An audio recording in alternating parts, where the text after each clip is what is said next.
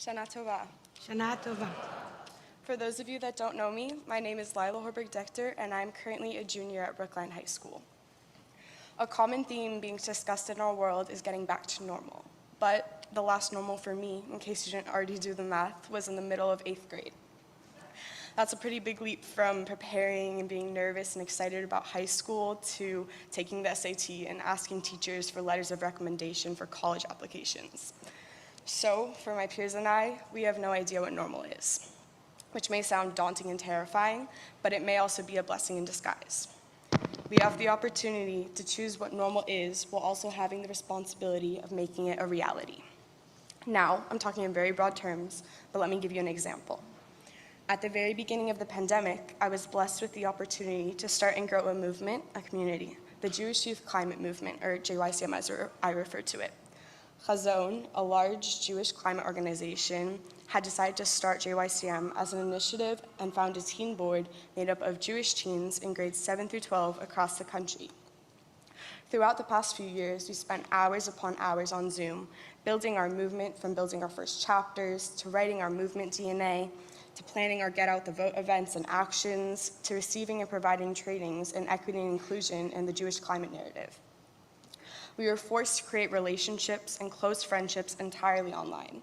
Or, the other way of looking at it, we were able to create relationships and close friendships entirely online. If we hadn't all been confined to our homes, would we have been able to create these relationships? We were just a group of teens from all over the country, bound together through shared climate anxiety and Jewish identity, navigating an unfamiliar time, both within our adolescence and for the world.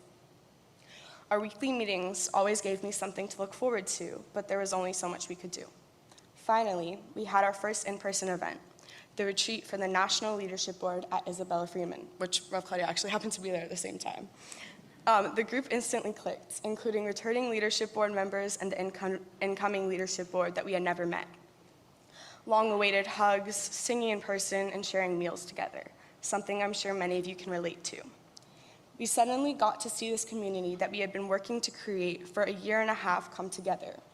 This past summer, we had the privilege of having our second annual retreat at Pearlstone, and once again, the same thing happened. The community clicked.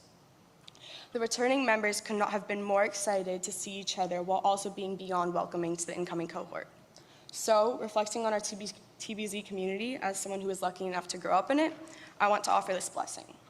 Yehi ratzon lefanecha.